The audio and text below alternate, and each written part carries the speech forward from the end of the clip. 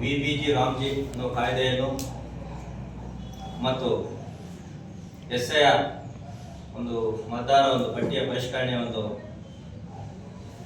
ವಿರೋಧಿಸುತ್ತಾ ಒಂದು ಪತ್ರಿಕಾಗೋಷ್ಠಿಯನ್ನು ಕಾಂಗ್ರೆಸ್ ಉದ್ಯೋಗ ಯೋಜನೆಯು ಕೂಡ ಬಹಳ ಒಂದು ಉಪಯುಕ್ತವಾದ ಮತ್ತು ಬಡ ಜನರಿಗೆ ಕೆಲಸ ಸಿಗುವಂಥ ಕಾರ್ಯಕ್ರಮವಾಗಿತ್ತು. ಸುಮಾರು 20 ವರ್ಷಗಳಿಂದ ಈ ದೇಶದಲ್ಲಿ ಕೋಟ್ಯಾಂತರ ಜನರ ಒಂದು ದುಡಿಯುವಿಕೆಗಳಿಗೆ ಉದ್ಯೋಗ ಸಿಗಿತ್ತು.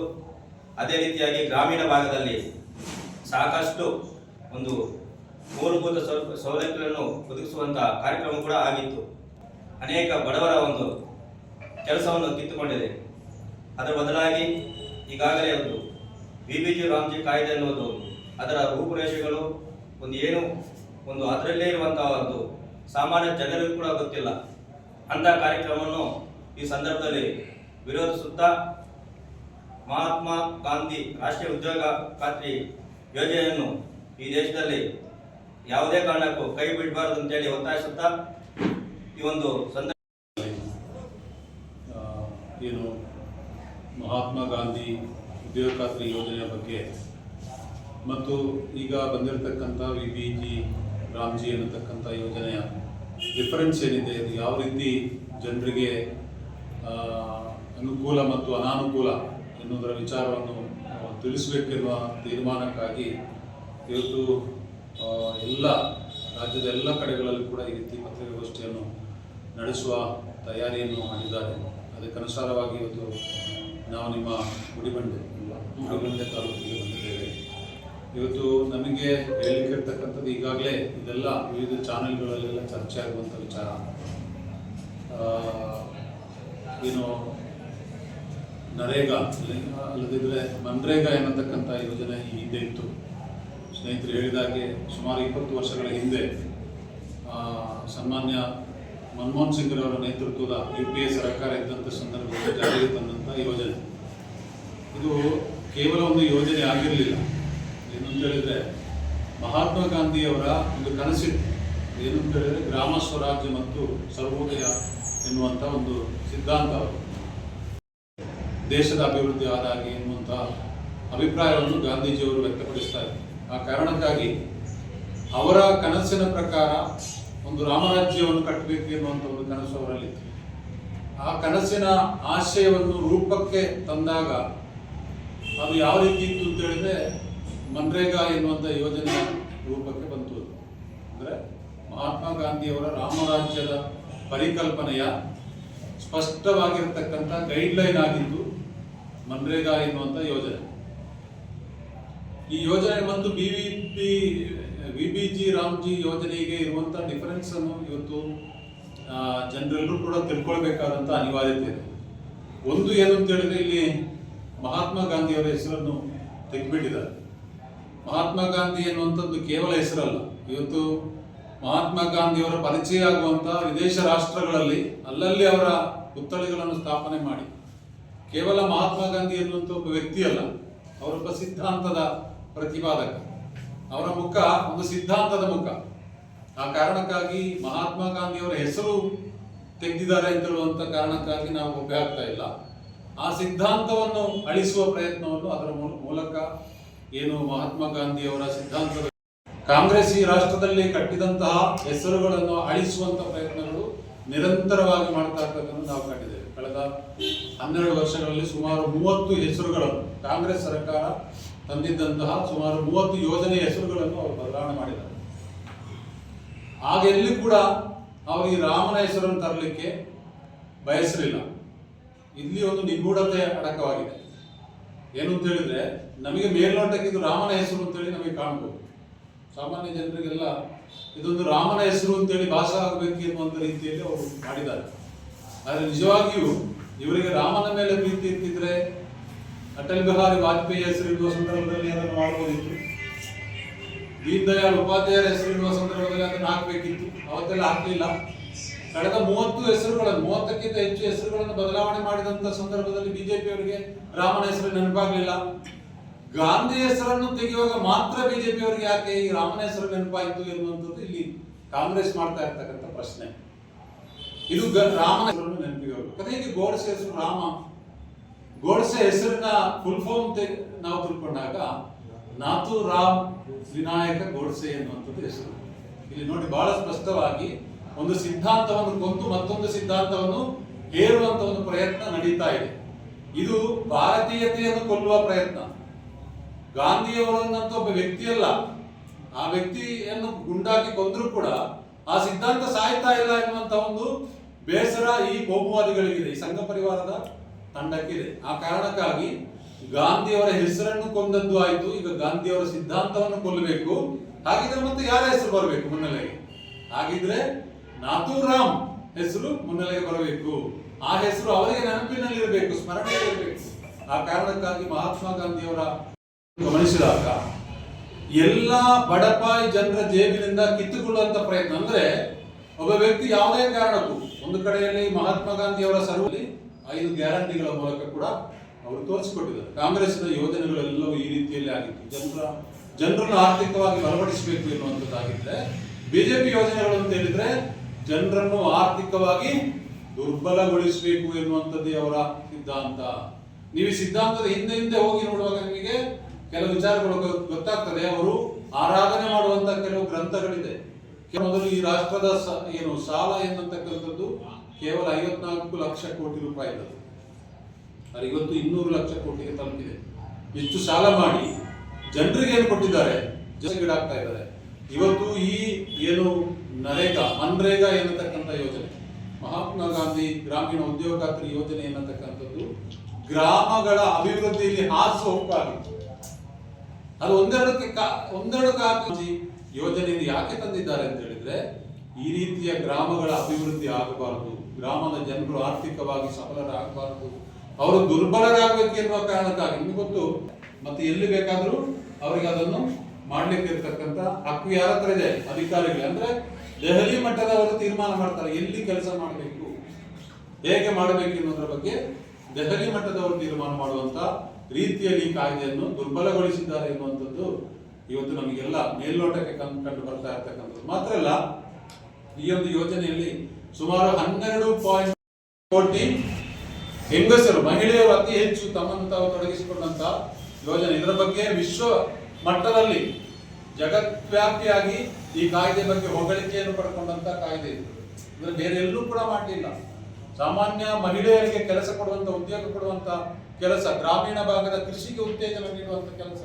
ಈಗ ಒಬ್ಬ ಬಡಪಾಯಿಗೆ 1 ಎಕರೆ ಜಾಗ ಇದ್ರೆ ಅವನಿಗೆ ಕೆಲಸ ಮಾಡ್ಲಿಕ್ಕೆ, ಕೂಲಿ ಕೊಡ್ಲಿಕ್ಕೆ ಸಂಬಳ ಇಲ್ಲ, ಅದಕ್ಕೆ ಅನುಕೂಲ ಸ್ಥಿತಿ ಇಲ್ಲದಿದ್ರೆ ಈ ಜಮೀನು ಕೂಡ ಅಭಿವೃದ್ಧಿ ಆಗುವಂತ ವ್ಯವಸ್ಥೆಗಳಿತ್ತು.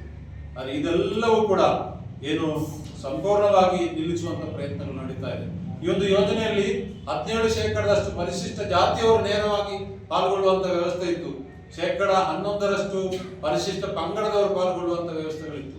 ಆದ್ರೆ ಈ ಎಲ್ಲ ಏನು ಬಡಪಾಯಿಗಳು ಅತಿ ಹೆಚ್ಚು ತೊಡಗಿಸಿಕೊಂಡಿದ್ದಾರೆ, ಅವರಿಗೆ ತೊಂದರೆ ಕೊಡಬೇಕು, ಅವರಿಗೆ ಇನ್ನು ಯಾವುದೇ ರೀತಿ ಆರ್ಥಿಕವಾಗಿ ಸಫಲರಾಗಬಾರದು ಎನ್ನುವಂತ 8 ಲಕ್ಷ ಕಾರ್ಮಿಕರು ಇದರಲ್ಲಿ ಕೆಲಸದಲ್ಲಿ ತೊಡಗಿಕೊಂಡಿದ್ದಾರೆ. ಅದರಲ್ಲಿ 36.75 ಲಕ್ಷ ಮಹಿಳೆಯರು. ಅಂದ್ರೆ ಇಡೀಯಾಗಿ 51.6% ಮಹಿಳೆಯರು ನೇರವಾಗಿ ತಮಗೆ ದುಡಿಮೆಯನ್ನು ಮಾಡಿಕೊಳ್ಳುವಂತ ಅವಕಾಶ. ಇಲ್ಲೀಗ ಈ ಗುಳೆ ಹೋಗುವುದು ಯಾವುದೋ ಕೆಲವು ಕಾರ್ಪೊರೇಟ್ ಕಂಪನಿಗಳ ಮಾಲೀಕರ ಅಭಿವೃದ್ಧಿ ಆಗಬೇಕು ಎನ್ನುವಂತ ಉದ್ದೇಶದೊಂದಿಗೆ ಈ ರೀತಿಯ ಕಾಯ್ದೆಯನ್ನು ತಂದಿದ್ದಾರೆ. ಇದು ಸಂಪೂರ್ಣವಾಗಿ ಏನು ಜನವಿರೋಧಿಯಾಗಿರ್ತಕ್ಕಂಥ ಕಾಯ್ದೆ. ಇದು ರಾಮನ ಹೆಸರನ್ನು ನೆನಪಿಸುವಂತ ಕಾಯ್ದೆ ಅಲ್ಲ, ನಾಥೂರಾಮನ ಹೆಸರನ್ನು ನೆನಪಿಸುವಂತ ಕಾಯ್ದೆ ಎನ್ನುವಂಥದ್ದು ಕಾಂಗ್ರೆಸ್ ಪಕ್ಷ ಹೇಳ್ತಾ ಇರ್ತಕ್ಕಂಥದ್ದು. ಒಂದು ವೇಳೆ ಅವರಿಗೆ ರಾಮನ ಹೆಸರೇ ನೆನಪಿಗೆ ಬರಬೇಕು ಅಂತ ಹೇಳಿದ್ರೆ, ಇದಕ್ಕೆ ಮೊದಲು ಬೇರೆ ಬೇರೆ ಕಾಯ್ದೆಗಳಿತ್ತು, ಅಲ್ಲಿ ರಾಮನ ಹೆಸರು ಹಾಕಬೇಕಿತ್ತು, ಅಲ್ಲಿ ಎಲ್ಲೂ ಕೂಡ ಹಾಕಲಿಲ್ಲ. ಈ ಹಿಂದೆ 30ಕ್ಕಿಂತ ಹೆಚ್ಚು ಹೆಸರುಗಳನ್ನು ಬದಲಾವಣೆ ಮಾಡಿದ್ದಾರೆ. ಆಗೆಲ್ಲೂ ಕೂಡ ಈ ಹೆಸರನ್ನು ಹಾಕಬೇಕು ಅಂತ ಅವರಿಗೆ ಮನಸ್ಸಿಗೆ ತೋಚಲಿಲ್ಲ. ಈಗ ಗಾಂಧಿ ಹೆಸರನ್ನು ತೆಗೆದಲ್ಲಿಗೆ ರಾಮನ ಹೆಸರು ಜೋಡಿಸಬೇಕು ಅಂತ ಹೇಳಿದ್ರೆ, ಅದು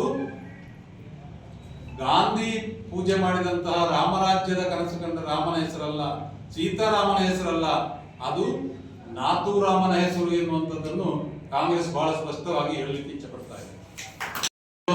ತಿಳ್ಕೊಂಡಂತಹ ಬಿಜೆಪಿ ಎಲೆಕ್ಷನ್ ಕಮಿಷನ್ ಅನ್ನು ತನ್ನ ಏಜೆಂಟ್ ತರ ಬಳಸಿಕೊಂಡು ಇವತ್ತು SIR ಎನ್ನತಕ್ಕಂಥ ಈ ಒಂದು ಯೋಜನೆಯನ್ನು ತಂದಿದ್ದಾರೆ.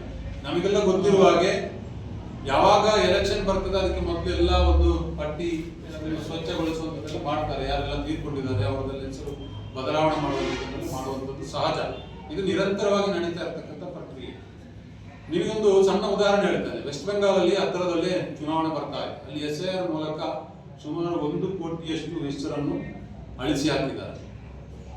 1 ಕೋಟಿಯಷ್ಟು ಹೆಸರನ್ನು ಅಳಿಸಿ ಹಾಕಿದ್ದಾರೆ ಅವರ ಲಿಸ್ಟ್.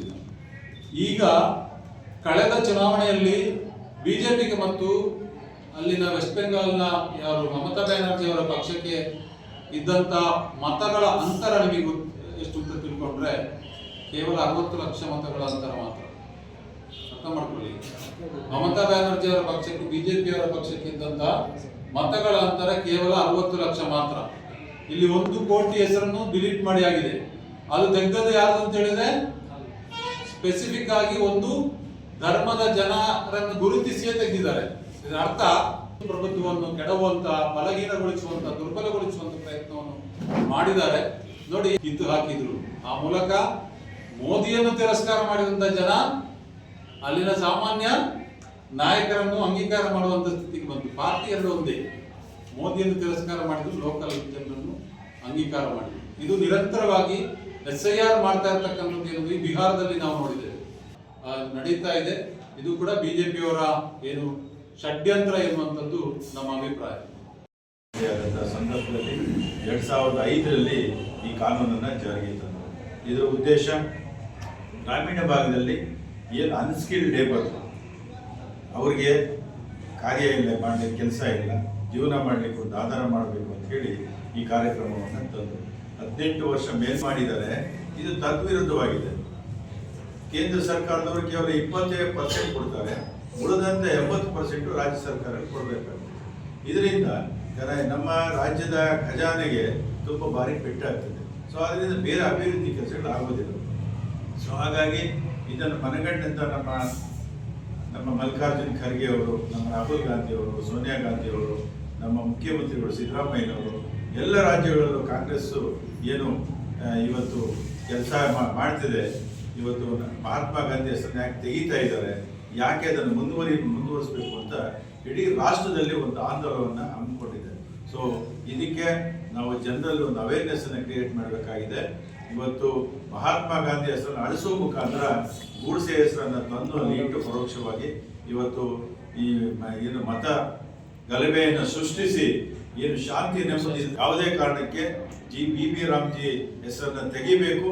ಮತ್ತೆ ಏನು ಮನ್ರೇಗಾ ಹೆಸರನ್ನ ಮುಂದುವರಿಸಬೇಕು. ಏನು ಮನ್ರೇಗಾ ಹೆಸರಲ್ಲಿ ಕಾನೂನು ತಂದಂಥ ಸಂದರ್ಭದಲ್ಲಿ ಯಾವ ರೀತಿ ಕಾರ್ಯಕ್ರಮ ಅನುಷ್ಠಾನ ಆಗಬೇಕು ಅಂತ ಮನಮೋಹನ್ ಸಿಂಗ್ ಅವರು ಕಾಯ್ದೆಯನ್ನು ತಂದಿದ್ರು, ಅದನ್ನು ಮುಂದುವರಿಸಬೇಕು ಅಂತ ಹೇಳ್ಬಿಟ್ಟು ನಾವು ಪ್ರತಿಭಟನೆಯನ್ನು ಮಾಡ್ತಾ ಇದ್ದೀವಿ. ಅದರ ಪೂರ್ವಭಾವಿಯಾಗಿ ಇವತ್ತು ನಾವು ಈ ಪತ್ರಿಕಾಗೋಷ್ಠಿಯನ್ನು ಕರೆದಿದ್ದೀವಿ. ನಮ್ಮ ಕರ್ನಾಟಕ ಸರ್ಕಾರದಲ್ಲಿ ಇದರ ಬಗ್ಗೆ ನಮ್ಮ ಮುಖ್ಯಮಂತ್ರಿಗಳು ಮತ್ತು ನಮ್ಮ ಉಪಮುಖ್ಯಮಂತ್ರಿಗಳು ಒಂದು ಸಂದೇಶವನ್ನು ಕೊಟ್ಟಿದ್ದಾರೆ. ನಮ್ಮ ಏನು ಜಾತ್ಯತೀತವಾದಿಗಳು ಪ್ರತಿ ಗ್ರಾಮ ಪಂಚಾಯತಿ ಮುಂದೆ ಹೋಗಿ ಈ ಒಂದು ಪ್ರೊಟೆಸ್ಟನ್ನು ಮಾಡಬೇಕು ಅಂತ ಹೇಳ್ಬಿಟ್ಟು ಒಂದು ಕಾರ್ಯಕ್ರಮವನ್ನು ಹಮ್ಮಿಕೊಂಡಿದ್ದಾರೆ. ಮುಂದಿನ ದಿನಗಳಲ್ಲಿ ನಾವು ಆ ಕಾರ್ಯಕ್ರಮವನ್ನು ಸಹ ಮಾಡ್ತೇವೆ. ನಾವು ಕೈ ಬಿಡುವುದಿಲ್ಲ. ನಮ್ಮ ರಾಷ್ಟ್ರ ಮತ್ತು ರಾಜ್ಯ ಮತ್ತು ನಮ್ಮ ನಾಯಕರ ಆದೇಶದಂತೆ ನಾವು ಕೂಡ ಈ ಪತ್ರಿಕಾಗೋಷ್ಠಿ ಮುಖಾಂತರ ಪ್ರತಿ ಗ್ರಾಮ ಪಂಚಾಯತ್ ಮಟ್ಟದಲ್ಲೂ ಕೂಡ ನಾವು ಹೋರಾಟವನ್ನು ನಿರಂತರವಾಗಿ ಮುಂದುವರಿಸುತ್ತೇವೆ ಅಂತ ತಿಳಿಸುತ್ತಾ, ಮಹಾತ್ಮ ಗಾಂಧಿ ಉದ್ಯೋಗ ಖಾತ್ರಿ ಯೋಜನೆ ಹೆಸರನ್ನ ಬದಲಾಯಿಸಿದ್ದು ಕೇವಲ ಹೆಸರಲ್ಲವೇ, ಏನಾಗಿದೆ ಬಿಡು ಅಂತೇಳಿ ಉದಾಸೀನವಾಗಿ ನೋಡುವಂತ ವಿಷಯ ಇರಲ್ಲ. ಇದು BBG ರಾಮ್ಜಿ ಅನ್ನುವಂಥ ಹೆಸರನ್ನ ಟೈಟ್ಲ್ ಅನ್ನ ನಿರ್ಮಾಣ ಮಾಡಲಿಕ್ಕೆ ದೊಡ್ಡ ಕಸರತ್ತು ಕೇಂದ್ರ ಸರ್ಕಾರ ಸಂಘಬದ್ಧವಾದ ಬಿಜೆಪಿ ಮಾಡಿದೆ. BBG ರಾಮ್ಜಿ ಅಂತ ಹೆಸರನ್ನ ಕೂರಿಸ್ಲಿಕ್ಕೆ ಇಲ್ಲಿ ಜಿ ರಾಮ್ಜಿ ಅಲ್ಲ, ಅದು ಎನ್ ರಾಮ್ಜಿ ಅಂತ ಟೈಟಲ್ ಮಾಡಿಬಿಟ್ಟಿದ್ರೆ ಅದು ಸೂಕ್ತ ಆಗ್ತಾ ಇತ್ತು. ಅವ್ರಿಗೆ ಎನ್ ರಾಮ್ಜಿ ಅಂದ್ರೆ ನಾಥೋರಾಮ್ ಗೋಡ್ಸೆ ಯೋಜನೆ ಅಂತ ಈಸಿಯಾಗಿ ಜನರಿಗೆ ಅರ್ಥ ಆಗ್ತಾ ಇತ್ತು. ಆ ಒಂದು ಟೈಟ್ಲ ಹಿಂದೆ ಆ ಸಂಘ ಪರಿವಾರದ ದೊಡ್ಡ ಹುನ್ನಾರ ಇದೆ ಅಂತ ನಾವೆಲ್ಲರೂ ಕೂಡ ಅರ್ಥ ಮಾಡ್ತೀವಿ. ಗ್ರಾಮೀಣ ಭಾಗದ ಜನರ ಉಸಿರಾಗಿದ್ದಂತಹ ಮಹಾತ್ಮ ಗಾಂಧಿ ಉದ್ಯೋಗ ಖಾತ್ರಿ ಯೋಜನೆಯನ್ನ ತಡಿಬೇಕು ಅನ್ನುವಂಥ ಒಂದು ಸಣ್ಣ ಆಲೋಚನೆ ಸಂಘ ಪರಿವಾರದ ಆಲೋಚನೆ ಅನ್ನೋದು ನಮಗೆಲ್ಲರೂ ಗೊತ್ತಿದೆ. ಯಾಕಂದ್ರೆ ಅವಾಗಲೇ ನಮ್ಮ ಮುಖಂಡರು ಹೇಳ್ತಾ ಇದ್ದಂಗೆ ಜನಸಾಮಾನ್ಯರನ್ನ ಜೋಗು ತುಂಬಿಸುವ ಯೋಜನೆ ಅಲ್ಲ ಇದು. ಕಳೆದ 12 ವರ್ಷಗಳಿಂದ ನಾವು ನೋಡ್ತಾನೆ ಇದ್ದೀವಿ. ಕೆಳಮಟ್ಟದ ಜನರಿಗೆ ಹಣ ಹೋಗುವಂತ ನಿಟ್ಟಿನಲ್ಲಿ ಯೋಜನೆಗಳನ್ನು ಸರ್ಕಾರಗಳನ್ನು ರೂಪಿಸಬೇಕು. ಕೆಳಮಟ್ಟದ ಜನರ ಜೀವನಗಳ ಸುಧಾರಿಸಲಿಕ್ಕೆ ಅವರಿಗೆ ಹಣ ಯಾವ ರೀತಿ ಕಳಿಸ್ಕೊಡ್ಬೇಕು ನಾವು, ಆ ಮುಖಾಂತರ ಆ ಕೆಳಮಟ್ಟದ ಜನರ ಅಂದರೆ ತಳಹಂತದ ಜನರನ್ನ ಮೇಲಕ್ಕೆತ್ತುವಂತಹ ಯೋಜನೆಗಳನ್ನು ರೂಪಿಸುವಂತಹ ಯೋಜನೆಗಳಿದೆ. ಅದು ಮನಮೋಹನ್ ಸಿಂಗ್ ಕಾಲಕ್ಕೆ ಮುಗಿದೋಯ್ತು. ಈಗ ನಾವು ನೋಡ್ತಾ ಇದ್ದೀವಿ 16 ಲಕ್ಷ ಕೋಟಿ ಹಣದ ಸಾಲವನ್ನ ಕಾರ್ಪೊರೇಟ್ ಕಂಪನಿಗಳಿಗೆ ಸಾಲ ಮನ್ನಾ ಮಾಡಿದ್ರೆ ದೊಡ್ಡ ಸಾಧನೆ ಹೌದು. ಮತ್ತು 200 ಲಕ್ಷ ಕೋಟಿ ಸಾಲ ಮನ್ನಾಕ್ಕೆ ಏರಿಸಿದ್ದು ನಮ್ಮ ಮೋದಿ ಅವರ ಸಾಧನೆ ವಿನಃ ಈ ದೇಶದ ದುಡಿಯುವ ಕೈಗಳಿಗೆ ಕೆಲಸ ಕೊಡುವಂತ ಒಂದು ಯೋಜನೆಯನ್ನು ಕೂಡ ನಾವು ಇವತ್ತು ನೋಡ್ಲಿಕ್ಕೆ ಸಾಧ್ಯ ಇಲ್ಲ. ಯಾಕೆ ಇವತ್ತು ಡಾಲರ್ ಎದುರು ನಮ್ಮ ರೂಪಾಯಿ ಜನರೇಷನ್ ಏನಿದೆ ಇವತ್ತು ಇವರಿಗೆ ಪ್ರಶ್ನಿಸುವ ಮನೋಭಾವವನ್ನೇ ಸಾಯಿಸ್ತಾ ಇದ್ದಾರೆ. ಈ ಸರ್ಕಾರದ ನೀತಿಗಳು, ಈ ಸರ್ಕಾರದ ಹೇಳಿಕೆಗಳು, ಸರ್ಕಾರದ ನೀತಿಗಳ ಭಾಗವಾಗಿ ಪ್ರಪಂಚದ ಬಹುದೊಡ್ಡ ವಿಭಾಗವನ್ನು ಪ್ರತಿನಿಧಿಸುವಂತಹ ಬಹುದೊಡ್ಡ ವಿಭಾಗದ ಜನರ ಹೊಟ್ಟೆಯನ್ನು ತುಂಬಿಸುವ ಯೋಜನೆ ಇಡೀ ಪ್ರಪಂಚದ ಯಾವ ದೇಶದಲ್ಲೂ ಈ ರೀತಿಯ ದೊಡ್ಡ ಯೋಜನೆಯನ್ನು ತರಲಿಕ್ಕೆ ಸಾಧ್ಯ ಆಗಲಿಲ್ಲ. ಎಲ್ಲವನ್ನು ಗುರುತಿಸಿದ್ದಾರೆ. ಬಜೆಟ್ ನಲ್ಲಿ ಏನಿಲ್ಲ, ಅದರಲ್ಲೇ ಒಟ್ಟು ಇಲ್ಲಿಂದ ಹೊಡ್ಕೊಂಡು ಹೋಗೋದು ಮಾತ್ರ ದೊಡ್ಡ ಮಟ್ಟಕ್ಕೆ ಹೊಡ್ಕೊಂಡು ಹೋಗ್ತಾರೆ. ಸೊ ಈ ರೀತಿಯ ತಾರತಮ್ಯಗಳನ್ನ ಮಾಡ್ತಾ ಮಾಡ್ತಾ ಕೇವಲ ಉತ್ತರದ ರಾಜ್ಯಗಳನ್ನ ಅಭಿವೃದ್ಧಿಪಡಿಸಿಕೊಳ್ಳಕ್ಕೆ ಹಿಂದಿ ಬೆಲ್ಟ್ ಸ್ಟೇಟ್ಗಳನ್ನ ಕಡೆ ಗಮನ ಕೊಟ್ಕೊಂಡು ಕೇವಲ ಚುನಾವಣೆಗಳು ರಾಜಕಾರಣ. ಸಣ್ಣ ಪಂಚಾಯತಿ ಚುನಾವಣೆ ಆದರೂ ಕೂಡ ಈ ದೇಶದ ಪ್ರಧಾನಮಂತ್ರಿಗಳು ಚುನಾವಣೆಗೆ ಹೋಗ್ತಾರೆ ಅಂದ್ರೆ ಆತನಿಗೆ ಈ ದೇಶದ ದುಡಿಯುವ ವರ್ಗದ ಜನರನ್ನ, ಬಡವರನ್ನ, ದಲಿತರನ್ನ, ಶೋಷಿತರನ್ನ ಮೇಲಕ್ಕೆತ್ತುವ ತಲೆ ಆಲೋಚನೆ ಇಲ್ಲ. ಈ ಮಟ್ಟಕ್ಕೆ ಆತನ ಆಲೋಚನೆ ಇದೆ. ಇದರಿಂದ ಭಾರತ ದೇಶ ಭಾರಿ ದೊಡ್ಡ ಗಂಡಾಂತರಕ್ಕೆ ಸಿಲುಕಿದೆ. ನಾವು ಇವತ್ತು ಕಾಂಗ್ರೆಸ್ ಪಕ್ಷದ ಕಾರ್ಯಕರ್ತರು ನಾವು ಹೇಳೋದೇನಪ್ಪಾ ಅಂದ್ರೆ ಈ ದೇಶವನ್ನ ಕಟ್ಟಿದ ಕಾಂಗ್ರೆಸ್ ಪಕ್ಷ ಮತ್ತೊಮ್ಮೆ 2ನೇ ಸ್ವತಂತ್ರ ಸಂಗ್ರಾಮದ ರೀತಿಯಲ್ಲಿ ಹೋರಾಟಕ್ಕೆ ಕಾಂಗ್ರೆಸ್ನ ಕಾರ್ಯಕರ್ತರು ಈ ದೇಶದ ಜನರನ್ನ ಸಜ್ಜುಗೊಳಿಸಬೇಕು. ಪ್ರತಿ ಕಾಂಗ್ರೆಸ್ ಕಾರ್ಯಕರ್ತರು ಕೂಡ ಈ ರೀತಿಯ ಒಂದು ಕೇಂದ್ರ ಸರ್ಕಾರವನ್ನು ಕಿತ್ತೊಗಿಲಿಕ್ಕೆ, ಈ ಕೇಂದ್ರ ಸರ್ಕಾರದ ಜನವಿರೋಧ ಧೋರಣೆಗಳನ್ನ ಮಟ್ಟ ಹಾಕ್ಲಿಕ್ಕೆ ಪ್ರತಿ ಕಾಂಗ್ರೆಸ್ ಕಾರ್ಯಕರ್ತರು ಕೂಡ ಗಟ್ಟಿಯಾಗಿ ನಿಂತ್ಕೋಬೇಕು. ಆ ನಿಟ್ಟಿನಲ್ಲಿ ಒಂದು ರೀತಿಯ ಒಂದು 2ನೇ ಹಂತದ ಸ್ವತಂತ್ರ ಸಂಗ್ರಾಮದ ರೀತಿಯಲ್ಲಿ ಹೋರಾಟಗಳನ್ನು ರೂಪಿಸಬೇಕು. ಆ ನಿಟ್ಟಿನಲ್ಲಿ ಅದಕ್ಕೆ ಕಾಂಗ್ರೆಸ್ ಪಕ್ಷ ಸಿದ್ಧತೆಗೊಂಡಿದೆ. ಮುಂದಿನ ದಿನಗಳಲ್ಲಿ ದೇಶದಲ್ಲಿ ಒಂದು ಯುವ ಸಮೂಹ ರಾಹುಲ್ ಗಾಂಧಿಯ ಹಾದಿಯಲ್ಲಿ ನಡೀಲಿಕ್ಕೆ ತಯಾರಾಗಿದ್ದಾರೆ. ಆ ನಿಟ್ಟಿನಲ್ಲಿ ನಾವೆಲ್ಲ ಹೋಗ್ಲಿಕ್ಕೆ ಸಿದ್ಧರಾಗಿದ್ದೀವಿ. ಅದರ ಭಾಗವಾಗಿ ಇವತ್ತು ಗ್ರಾಮ ಪಂಚಾಯತಿಗಳ ಕಚೇರಿಗಳ ಮುಂದೆ ದೇಶದಲ್ಲಿ ದೊಡ್ಡ ಮಟ್ಟದ ಹೋರಾಟ ಪ್ರಾರಂಭ ಆಗ್ತಾ ಇದೆ. ತಾಲೂಕಿನ ಜನರು ಕೂಡ ಈ ಒಂದು ಹೋರಾಟಕ್ಕೆ ಕೈ ಜೋಡಿಸಬೇಕು. ಆ ಮುಖಾಂತರ ಈ ಒಂದು ಜನವಿರೋಧಿ ಸರ್ಕಾರಗಳಿಗೆ ಬುದ್ಧಿ ಹೇಳಬೇಕು ಅಂತೇಳಿ ಈ